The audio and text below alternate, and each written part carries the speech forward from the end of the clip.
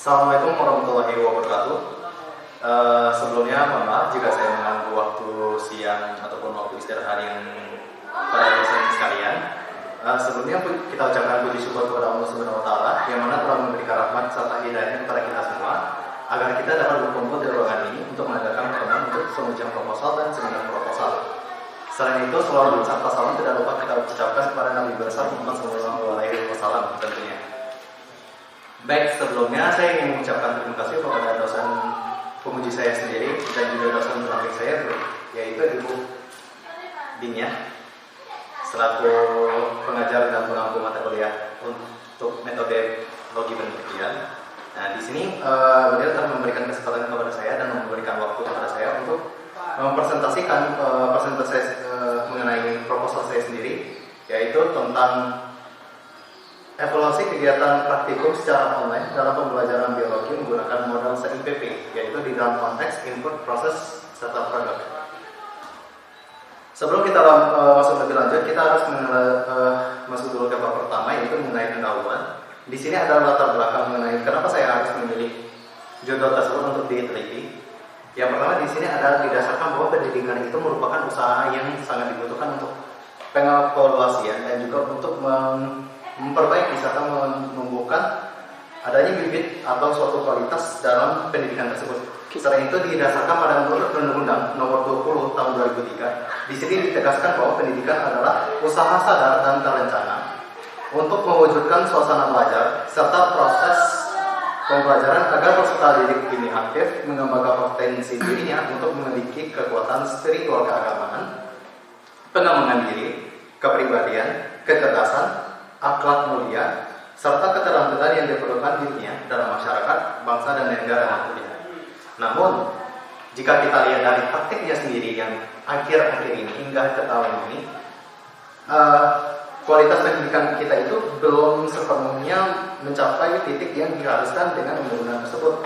Karena di sini didasarkan sebuah fakta di mana Indonesia berada pada jajaran negara dengan kualitas pendidikan terendah pada tes PISA atau Program for International Study Assessment yang diadakan oleh OECD pada tahun 2015 yang lalu. Didasarkan dari dua hal tersebut, ada pun alasan kenapa sebuah pendidikan ini sangat penting untuk membuktikan bahwa Indonesia itu memiliki suatu kualitas yang lebih lagi dibandingkan yang dari tahun ke tahun sebelumnya. Hal ini juga terlihat dari sejarah sebelumnya. Semenjak dari tahun 1947 hingga sekarang terdapat sebanyak 10 kali dalam sejarah Indonesia, yaitu dalam pembentukan atau penyesuaian bentuk kurikulum pendidikan nasional Indonesia tentunya. Oke, untuk perihal pengenalan seperti itu dulu, kita lanjut. Di sini kita membahas lebih lanjut tentang pendidikan biologi, tentunya kan di jurusan Institut IAIN Kerinci dan tentunya di jurusan Tadris Biologi.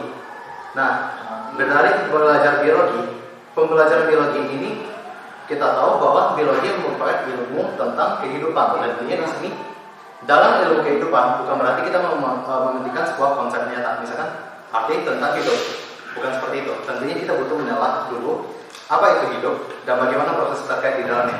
Nah, di sini pembelajaran biologi itu tidak lepas dari kegiatan praktikum yang tentunya merupakan salah satu pelopor atau kunci utama untuk siswa ataupun mahasiswa untuk mengetahui suatu konsep atau suatu metode ajar yang mereka ingin pahami. Namun, karena kita dilanda sebuah pandemi yang tidak kita inginkan selama kurang lebih 1 tahun lebih ini, maka kegiatan praktikum baik itu di sekolah ataupun di institusi, baik itu akademi, universitas ataupun sekolah lain itu ditunda, dan ada beberapa sekolah yang melaksanakan kegiatan itu praktikum ini itu di luar institusi.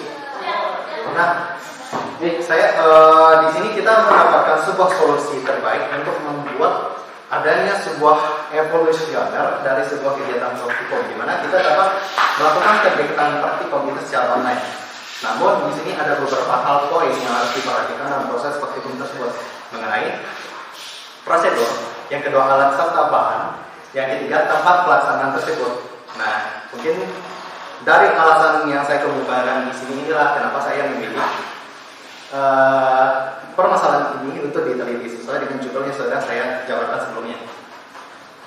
Di sini ada identifikasi masalahnya juga, itu pertama tentang keefektifan praktikum online. Yang kedua ada tempat pelaksanaan, alat, dan bahan yang tidak memadai dan melanggar tata pelaksanaan praktikum. Yang ketiga ini karena kita membahas tentang online, tentunya di sini ada tentang region dan kekuatan sinyal internet. Selain itu, berdalilkan tentang mahasiswa, tentunya di sini adalah banyaknya teman bahwa mahasiswa banyak yang belum paham konsep dasar sebelum melaksanakan praktikum online tentunya. Untuk agar penelitian ini tidak terlalu jauh, di sini ada batasan masalah. Di mana pertama, penelitian ini hanya membahas mengenai seberapa jauh pemahaman mahasiswa terkait hal-hal yang berkaitan dengan praktikum tentunya. Berarti ini tidak di luar batas dari praktikum. Yang kedua, itu praktikum hanya dilaksanakan pada level rendah. Maksud saya di level rendah ini mengenai praktikum mengenai akar, daun, batang, buah, biji, serta beberapa hewan yang mungkin mudah kita dapatkan di luar rumah tentunya. Selain itu, penelitian ini hanya dilakukan pada semester 5 dan mahasiswa semester 3 tentunya. Baik, kita lanjut dulu. Untuk perumusan masalah di sini, apakah ada beberapa poin. Yang pertama, apakah pelaksanaan praktikum online dapat berjalan sesuai dengan prosedur yang ditetapkan, standar penggunaannya, dan pelaksanaan kegiatan laporan. Yang kedua, apa saja kesulitan yang dihadapi mahasiswa selama proses praktikum online berlangsung. Yang ketiga, bagaimana proses respon dari mahasiswa terkait pelaksanaan praktikum online berlangsung. Dan yang terakhir, perumusan masalahnya yaitu bagaimana tanggapan mahasiswa terhadap pelaksanaan praktikum secara online dengan praktikum yang langsung diadakan di dalam laboratorium. Oke, di sini ada tujuan penelitiannya juga. Yang itu pertama untuk bagi mahasiswa bisa mengenali kendala yang mereka temukan selama proses praktikum online berlangsung. Dan yang kedua, ini memberikan awareness kepada mahasiswa untuk mengenali konsep awal terlebih dahulu sebelum masuk ke praktikum tentunya. Nah, bagi saya peneliti sendiri, di sini penelitian ini memberikan saya manfaat tentang informasi-informasi terkait kendala-kendala, kesulitan-kesulitan, serta hal-hal yang tidak dibutuhkan dalam praktikum online nantinya. Oke, kita lanjut masuk ke kajian teori. Di sini kita kajian teori ada dua bahasan mengenai biologi dan praktikum. Baik, kita masuk dulu ke biologi. Nah, biologi itu sendiri adalah ilmu yang mempelajari tentang konsep makhluk hidup. Yang artian di sini konsep makhluk hidup berupa proses, bentuk, struktur, serta hubungan interaksi baik itu interaksi dengan abiotik dengan abiotik tentunya. Nah, selain itu pembelajaran biologi tidak jauh-jauh dengan sains karena dalam prosesnya sendiri biologi merupakan bagian dari sains. Nah, menurut Doran R. et al. Pada tahun 1998, saya bukan hanya berupa mempelajari kumpulan pengetahuan, melainkan pembelajaran sains adalah sesuatu yang harus dilakukan oleh seseorang aktif dan tidak hanya terpaku pada apa yang mereka dapatkan saja. Oke, mungkin bisa kita ambil simpulan bahwa pembelajaran biologi ini membutuhkan kita untuk melakukan sebuah studi terhadap suatu kasus atau suatu teori yang sudah ada sebelumnya agar teori ini bisa diterima atau tidak diterima. Baik, kita lanjut ke mengenai praktikum. Praktikum itu sendiri tidak jauh-jauhnya adalah proses untuk mengidentifikasi atau untuk analisis suatu konsep atau suatu bentuk bagian objek yang akan kita teliti, baik itu di dalam labor ataupun di luar labor. Nah, menurut Subianto, pembelajaran praktikum memiliki peran dalam pengembangan dan penampilan proses sains karena mengimbang bahwa biologi merupakan bagian dari sains tadi sebelumnya.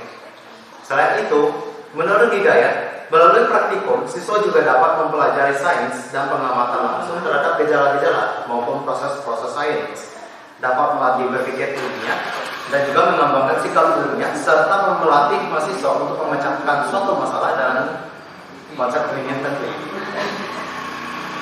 Oke, kita lanjut masuk ke metode penelitian. Di sini saya menggunakan metode penelitian yaitu merupakan penelitian evaluasi, di mana evaluasi merupakan salah satu penelitian terapan yang digunakan mengevaluasi program, kebijakan, dan proyek tentunya. Karena sesuai judul saya ini tadi yaitu mengenai evaluasi, jadi di sini saya menggunakan model CIPP yaitu konteks, input, proses, dan produk. Lanjut ke prosedur evaluasi. Prosedur di sini saya gunakan dengan model evaluasi CIPP yang sudah saya jelaskan sebelumnya. Dan model ini telah dikembangkan oleh Scaffolding pada tahun 1965. Lanjut untuk waktu dan tempat penelitian. Untuk tempat penelitian sendiri, karena kita dari di sini adalah mahasiswa, tentunya di sini kita mengambil jurusan Statis Biologi IAIN Kerinci yang akan dilakukan pada bulan Februari sampai dengan April 2021 nantinya. Lanjut ke subjek dan objek penelitian. Di sini subjek penelitian yang saya ambil berupa mahasiswa, ketua jurusan dan dosen pengampu. Dan untuk objek penelitiannya sendiri adalah laboratorium kita sendiri. Oke, untuk selanjutnya tentang teknik pengumpulan data. Di sini karena kita menginginkan data yang cukup konkret, di sini saya mengambilkan dua teknik. Yang pertama ada angket atau kuesioner, yang kedua ada observasi. Selanjutnya ada instrumen penelitian. Selain untuk meneliti, instrumen ini juga dibutuhkan untuk mengukur nilai variabel yang akan diteliti. Nah, pembuatan variabel penelitian harus sesuai dengan penelitian yang dilakukan berdasarkan FPA atau Tree Analysis dan PNA atau Preliminary Result Analysis. Selanjutnya kita masuk ke uji instrumen. Di sini saya untuk uji instrumen sendiri saya memilih dua tipe, yaitu ada uji validitas dan ada uji reliabilitas. Dan untuk validitas instrumen mengtes cukup memenuhi validitas konstruk. Mungkin kurang lebih seperti itu. Lanjut untuk teknik analisis data. Di sini saya menggunakan teknik analisis statistik deskriptif tertuntun. Dan untuk proses penghitungan analisis ini saya menggunakan rumus presentasi Sugiono dengan seperti yang sudah saya tampilkan dalam proposal dan juga ada dalam presentasi di sebelah. Oke, mungkin untuk pengenalan tentang proposal saya sekian dulu. Jika ada kekurangan saya kembalikan kepada moderator dan juga penguji. Terima kasih atas waktu yang telah diberikan. Saya mohon maaf. Assalamualaikum warahmatullahi wabarakatuh.